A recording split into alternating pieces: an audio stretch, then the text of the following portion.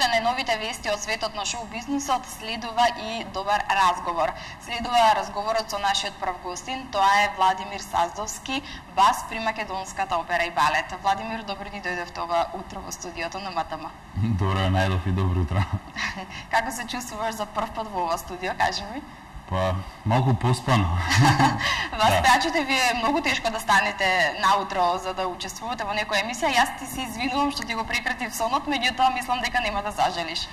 Па тешко ни е затоа што нашето работно време знае да биде и до 10 и до 11 часот навечер, така да са бале сме малку по тромави ние.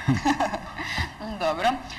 Нема да разговараме околу тоа сега, значи поводот за кој што сте дојдени денеска е она што го подготвувате, кој што ќе се случува за 2-3 дена, да речеме, тоа се мајските оперски вечери. Ќе учествувате и на свеченото отварање во Хофманови приказни, која ви е улогата, до каде се подготовките, дали е се подготвено? Да, како што кажа Андријана, на 9 подочно е отварањето на мајските оперски вечери со представата Хофманови приказни од Жак Офенбах. Таму има многу ликови, така да многу од солистите имаат и по 2 лика, така да и јас имам 2 лика во оваа представа.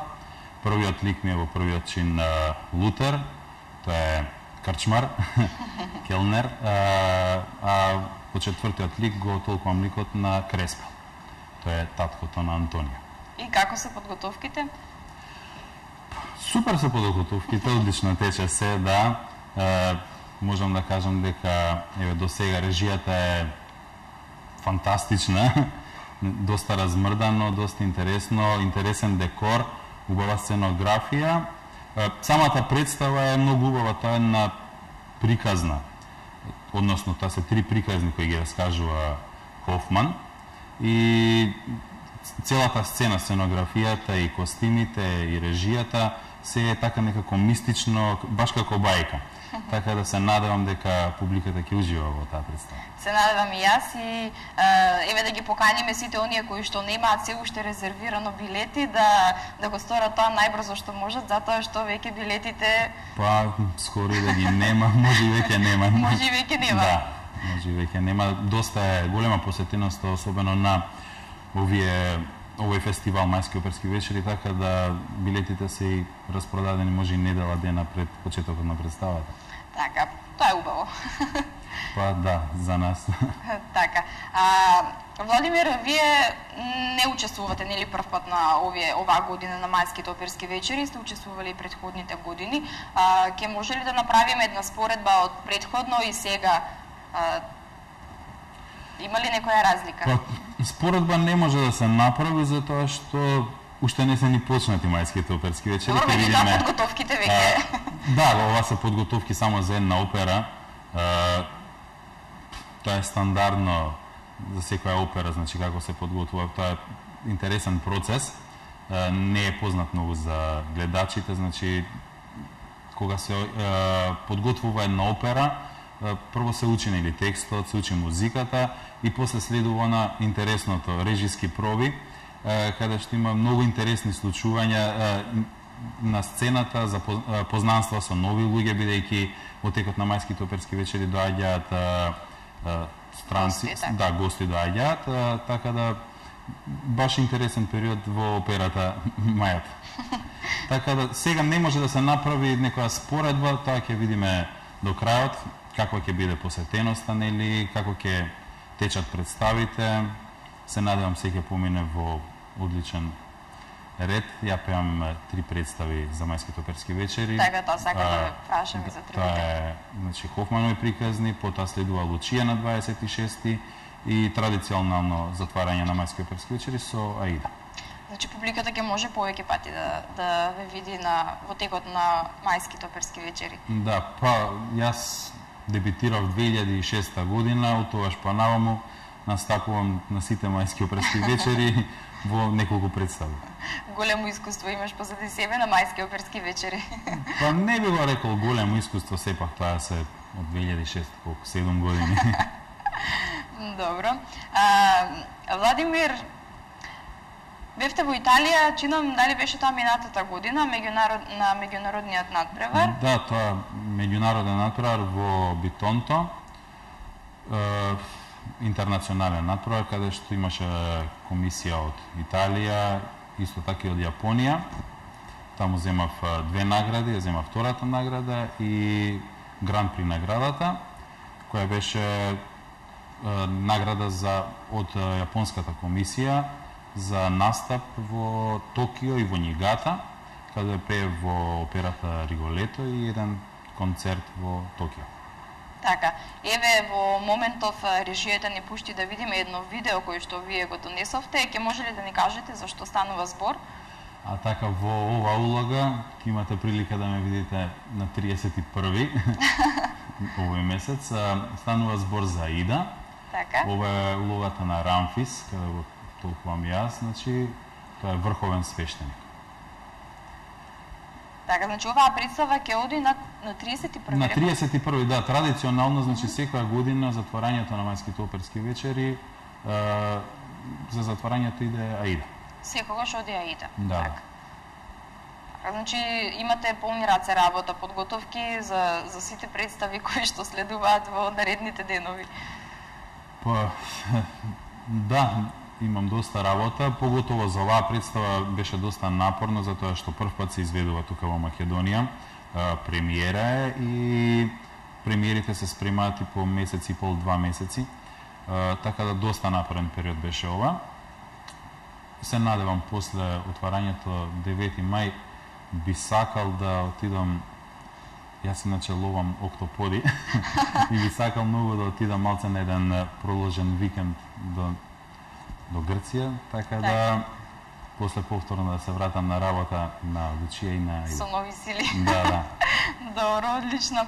Ајде да продолжиме онаму каде што застанавме, нели разговаравме за меѓународниот надпревар во Италија. Оттаму следуваше настапот во Јапонија. Да, следуваше настапот во Јапонија, каде можам да кажам дека си поминав одлично и доста сум изненаден од нивната култура и начинот на нивното функционирање. Јас 2 месеци пред да видам во Јапонија добив мејл од нив за мојата агенда. Беше напишано од сатот во кој тргнувам од Скопје до сатот кога се заминувам од Јапонија. Се во сатница беше, се е тоа организирано, немате ни представа со која прецизност. Како се помина таму, верувам дека беше задоволен. Штом од саатот на тргнување до саатот на заминување пишувала се. Па јас одлично си поминав, имаше доста беше напорно, доста работа, краток беше периодот, агендата беше доста набиена и знаете оној джет лег што е 8 часа сме разлика, јас првите 3 дена бев во шок, не знаев што ми е ден, што ми е ноќ. Имавме навистина многу работа, бидејќи за една недела јас имав таму една опера и еден концерт во 2 различни града на 400 км оддалеченост, кој можам да кажам и не беа некој проблем во Јапонија, затоа што има тие брзи возови со по 400 км на сат. Но имаше доста работа и многу малку време за прошетка. Во Токио бев само можеби час и пол или 2, така да нешто посебно не видов од градот, освен салата во која настапував. Така, не најде нешто да ти се допадне вака да го одбележи тоа одење во Јапонија? Па, да, мене ми се бев баш фасциниран од нивната прецизност и нивната чистота. Градот сија на сите страни. Се е толку прецизно и културата е на едно завидно ниво.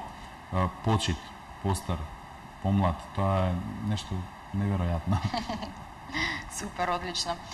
Владимир, после ова нели следува Дубровачко лето, каде што настапуваше исто минатата година. Ајде малку и околу тоа да поразговараме. Околу тоа Дубровачко лето, значи следуваше после Охридско лето лани, каде пеев со диригентот Норман Виджаја. Тоа беше еден проект Ромео и Јулија, беше една синтеза од театар, од балет и опера, односно од 3 дела, Ромео и Јулија, балетот, драмата и операта, па беше така некако соединето. Сето тоа беше раководено од диригентот Норман Виджаја, кој ме забележа таму и на негова покана бидејќи тој диригираше на Дубровачко лето реквиемот од Верди. На негова покана јас настапив и таму во реквиемот од Верди. И беше супер, одлично искуство. Мислам дека и донесов некои слики ќе имаат можност гледачите да ги зирнат. Така, може од режија да ги побараме и фотографиите кои што ги донесовте за да ги прокоментираме малку и нив. Режија, ако може фотографиите, еве ги фотографиите, значи. Ова е Тирана. Така, значи Тирана, добро, покасно ќе разговараме за Тирана. Да, тоа е Тирана каде што настапи во Љубовен напиток.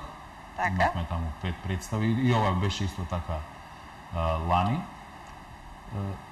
Се надевам ќе идеме на следната фотографија, бидејќи рековте подоцна ќе збориме за Тирана. Така, режија следната фотографија.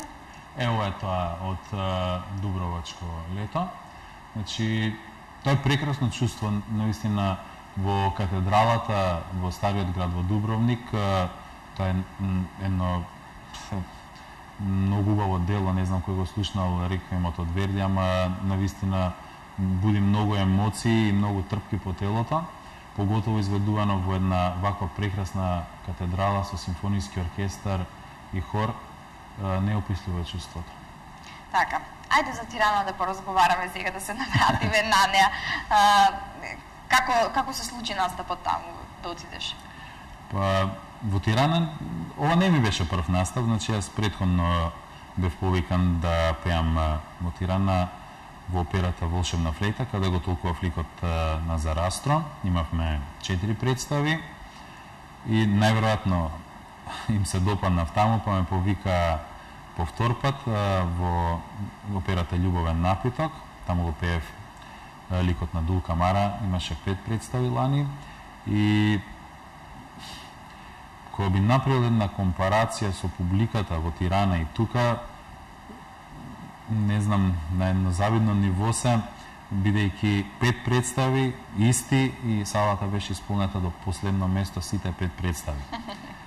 Така да се надевам и ние ќе имаме сега полни сали за мајските оперски вечери и тоа ќе биде една традиција, нели, на публиката да доаѓа на вакви представи, затоа што навистина има што да се види, поготово сега во операта има доста свежа крв, многу солидни пејачи, се надевам нема да зажалат. Така, се надевам јас. Владимир, сметате ли дека во денешно време е посетена оперската музика, еве, да речем, за разлика од претходно, или исто? Дали Скопјани обожаваат опера?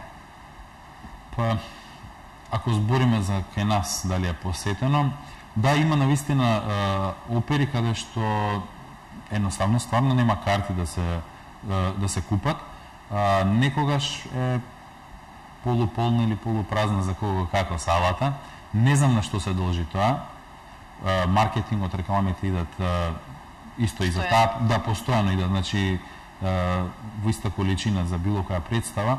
Сега не знам дали е тоа помодарство некоја кај македонската публика да биде видена на ете таков еден настан како што се мајските оперски вечери. Не би можел да одговорам. Знам дека порано беше доста посетувана операта од повозрастната публика, сега имаме и малку помлада публика. Дали се должи на тоа, на младите оперски пејачи, не би знаел да кажам, но ме радува фактот што сме посетени од младата популација. Така, меѓутоа и операта нели донесува повеќе гости од странство, така да можеби и тоа игра улога, еве, да речеме. Па најверојатно да, игра и тоа улога. Би сакал да го поздравам, значи, чекорот на директорите што возможија, значи, да има од неодамна и детски представи. Тоа се представи за деца од нели градинка, предучилишна возраст и така им се ствара една навика на младата популација да доаѓа на представи. Се надевам дека тоа ќе допринесе за нели побројна публика. Така, дали ви учествувате во детски представи? До сега немам учествувано во детска представа. А сакале? Па да, зашто да не. Јас искрено повеќе се пронаоѓам во во овој период, барем во оние покомични ликови, иако мојот глас, значи јас пеам бас и не го дозволува баш тоа. Малку сум посериозен во тој поглед, значи пеам или свештеник или татко. Така да би сакал да пробам, зашто да не. Тие децата се наискрената публика. Да, најдобро се надевам нема да ги исплашам со мојот глас. Сигурно ќе ме стават некоја страшила да му. Добро, да се насмееме малку. Саздо, што е она што ја подготвувате за во наредниот период? Што е она каде што ќе настапувате наредниот период? Па како што кажав, значи следуваат мајските оперски вечери каде пеам во тие 3 представи, после тоа следува одмор. Да, заслужен одмор и со нови сили од септември. Ќе видиме што ќе биде од септември. Така, добро. Владимир, јас ти благодарам за разговорот. Мислам дека кажавме повеќе работи за кои што верувам дека ги заинтригиравме гледачите и го задржавме вниманието нивно. Ти посакувам многу среќа на мајските оперски вечери, сега на 9 што се, да имате успешна представа, полна сала публика и се гледаме во некоја следна прилика со нешто ново. Ти благодарам многу на убавите зборови. Ти благодарам уште еднаш, а ние одиме понатаму, следува кратка пауза, па потоа се враќаме повторно назад во студиото и со останатиот дел од емисијата.